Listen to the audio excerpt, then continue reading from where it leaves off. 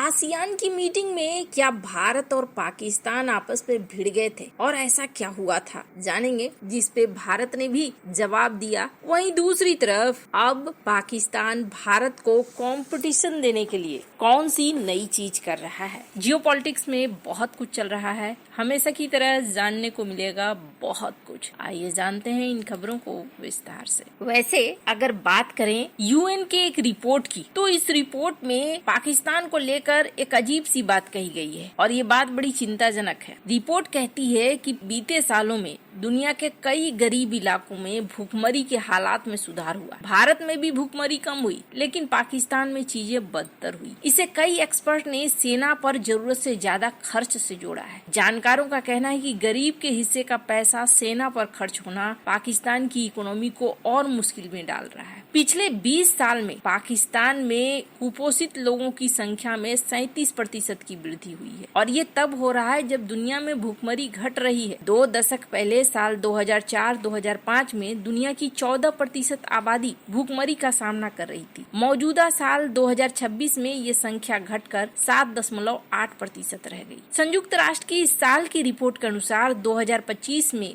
लगातार तीसरे साल दुनिया के भूखमरी में कमी आई और हर महाद्वीप में सुधार हुआ। लेकिन पाकिस्तान एशिया में एक ऐसा स्थान रह गया जहां पर भूखमरी में बढ़ोतरी हुई है। भारत ने अपने देश के अंदर कई कार्यक्रम चलाए और उन कार्यक्रमों की वजह से काफी हद तक राहत मिली, लेकिन पाकिस्तान के साथ सीन अलग है। पाकिस्तानी सेना का ध्यान बाहरी जियोपॉलिटिकल गठबंधनों में होने की वजह से बहुत सारे लोग, बहुत एक्सपर्ट ये कहते हैं इस वजह से वे देश के अंदर क्या होगा, कैसे बदलाव आएगा, उस पर ध्यान नहीं दे पाए। हालांकि अब देखने को मिल रहा है, कुछ ऐसी तस्वीरें देखने को मिल रही है जिसमें देखने को मिल रहा है कि ये नए डेटा सेंटर वगैरह मुनीर बनाने की कोशिश कर रहे हैं। पाकिस्तान के लिए ये एक अच्छी पहल है, लेकिन ये सारी बातें मैं क्यों कर रही हूँ? ये सारी बातें मैं इसलिए कर रही हूँ क्योंकि आसियान में एक भिड़ंत हुई भारत और पाकिस्तान के बीच में, जिसको लेकर भारत ने भी बहुत कुछ बिल्कुल साफ साफ तरीके से रखा। आसियान में उठाया गया मुद्दा इंडस वाटर ट्रीटी का, इसके अलावे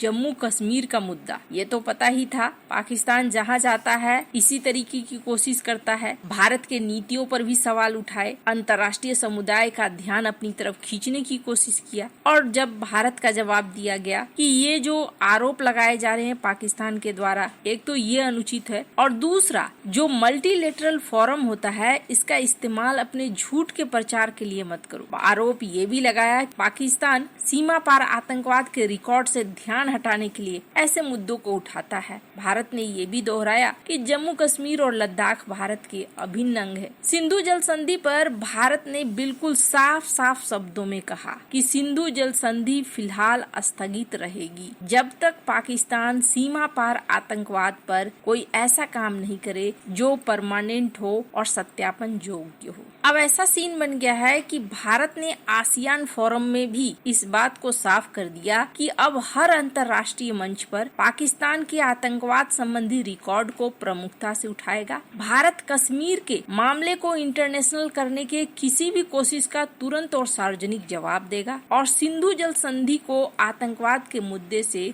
जोड़ने की भारत की नीति पहले की तुलना में अब और अधिक साफ हो गई है और कठोर भी हो रही है, ये भी देखने को मिल रहा है। खैर, भारत ने एकदम क्लियर शब्दों में उन्हें जवाब दे दिया। भारत के पड़ोस से भी बहुत सारे रिएक्शन आने शुरू हुए हैं। हालांकि मैं ज्यादातर इंटरनेशनल मुद्दों पर वीडियो बनाती हूँ, पर ये मुद्दा धीरे धीरे बढ़ते बढ़ते इंटरनेशनल हो चुका है। अभी जो भारत में प्रोटेस्ट हो रहे हैं, अभी फिलहाल ये देखने को मिला कि भारत के एजुकेशन मिनिस्टर ने इस्तीफा दे दिया है, तो अब आशा की जा रही है कि शायद ये धरना प्रदर्शन वगैरह रुक जाए। लेकिन सबसे मजेदार चीज क्या देखने को मिली, पाकिस्तान से जब पूछा गया कि पाकिस्तान आप बताओ वहाँ पर तो ये सब कुछ हो रहा है, आप जरा इस वीडियो को सुनिए। जनता party in India, Indian administration is dealing them harshly. Do you think that these are human rights violations?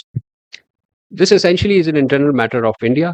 We do not offer comments. तो इन्होंने आंसर दिया कि वो उनका इंटरनल मैटर है, वो क्या कर रहे हैं क्या नहीं, उनसे हमें क्या लेना देना। वहीं दूसरी तरफ जब पाकिस्तान की मीडिया में डिस्कशन चल रहा था तो ये समझ में आया कि भारत की डेमोक्रेसी को और अपने देश की डेमोक्रेसी को वो किस तरीके से देखते हैं। स्क्रीन पर इस वीडियो को सुनिए। नरेंद्र मोदी की मकबूलियत पे क्या असर पड़ेगा? उनका जो इमेज है इंडिया में, उस पे इमेज तो बिल्कुल डेंट पड़ गया, कोलैप्स हो गया। जिस किस्म की गाली निकली है उनको और जिस किस्म की मजाक उड़ाया जा रहा है ये 36 इंच का छोटा बंदर, लाइक इस तरह की बहुत सी आप देखते हैं कि गालियां। हाँ, तो ये तो छोटी बात नहीं है, नहीं बहुत बड़ी बात है।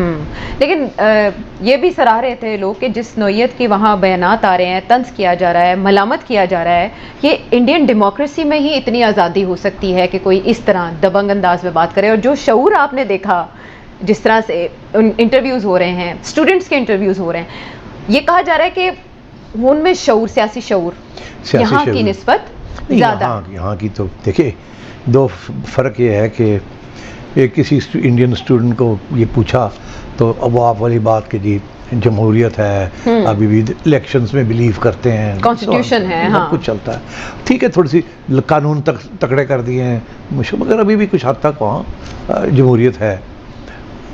जब आप पाकिस्तान के साथ कंपेयर करते हैं तो किसी ने पूछा पाकिस्तानी जेनजी वालों को जी कि आपके यहाँ क्यों नहीं आप लोग खड़े होके कुछ करते तो उसका जवाब ऐसा था जो कि मैं यहाँ नहीं दे सकता। तो उससे आप बात समझ जाए कि क्या जवाब मिला और क्या सूरत हाल है।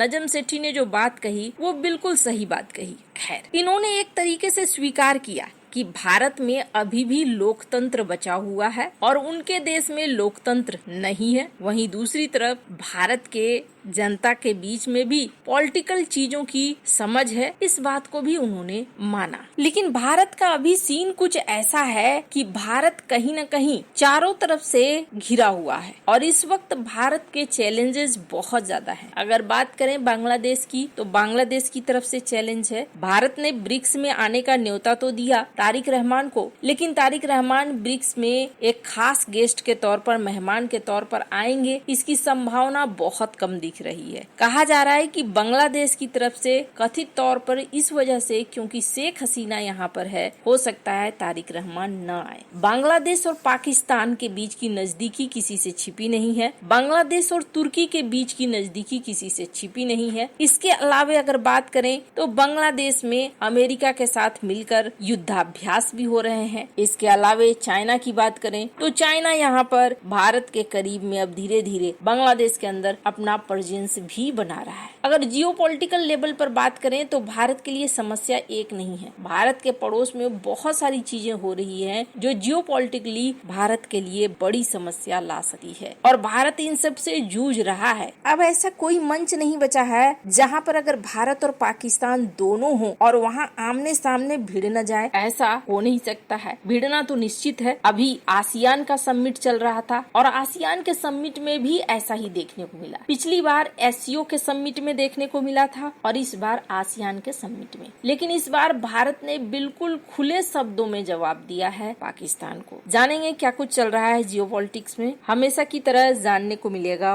बहुत कुछ। आइए जानते हैं इन खबरों को विस्तार से।